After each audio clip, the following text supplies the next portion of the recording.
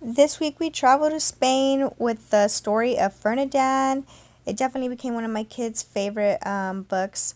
We started with our usual, getting our flag of country or state or origin of the story. Everybody enjoys this part, even the littles. They like to join in. It's definitely one of our highlights, and that's the reason we like to start off with it. And we hang them all together, and it's really neat. We used a little bit of applied math in measuring the dimensions of the flags, so that was a little plus side there.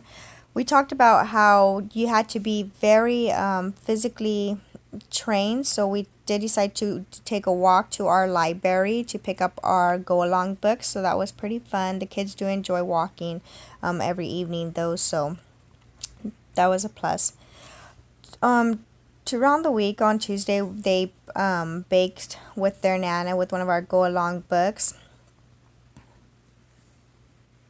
We also did the math portion of the manual where it suggested for us to do our height chart if we didn't have one, which we didn't, so we went ahead and did that, discussing inches and centimeters, so that was fun.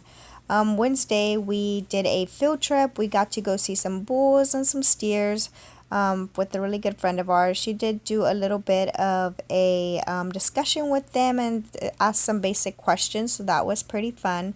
Yes, so he does, and in a minute we'll pet him. And The kids really loved this and they had a lot of fun.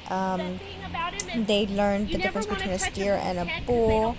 I loved how some of the questions that they asked, I didn't get everything recorded, but she was able to answer for them. She did a really great job, and I'm very grateful for that. My youngest, my 3-year-old, did realize that bulls were actually really big, so he finally stopped asking if he could have a pet bull, and he definitely fell in love with the story. I just love how Five in a Row gives us such great living stories that we can actually look back into and make it part of actual schooling without having to sit there with workbooks. So this was definitely really fun. I hope to do more field trips throughout our Five in a Row journey, and it's very accessible to do it with these kind of books because it makes it really simple and you don't have to go and plan something extravagant. Again, Five in a Row, I cannot explain how much it's such a great curriculum, and if you get a chance to, please look into it.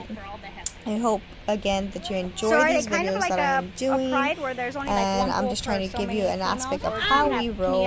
Again, you don't get a full aspect because I don't do a whole day, and maybe one day I will do, or like a whole week, and maybe one day I will actually do that. So at this point I'm just trying to do small rows and give you just a little look at what we do throughout the week. Yeah. And so, he's being a hog, isn't he? Thursday we did language arts. Here you'll see my children.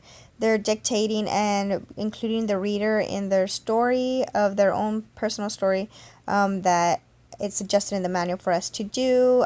All three of the older children did do it. We only recorded them for dictation purposes so I can go back through and make sure I wrote everything correctly in these little booklets that we have where it's draw and story tell, so they're able to draw their pictures to their story. We did our basic vocabulary course to go along with, from the book.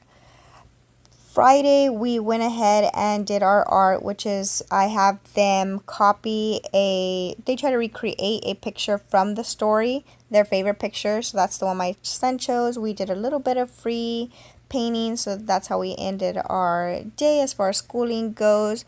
And then, of course, we couldn't talk about Spanish culture and not try to do at least one dish that wasn't sweet. So we did tapas to end our story of Ferdinand book. I hope you enjoyed this week's row. I will have last week's row in the description down below. Thank you for watching, and we will see y'all next week.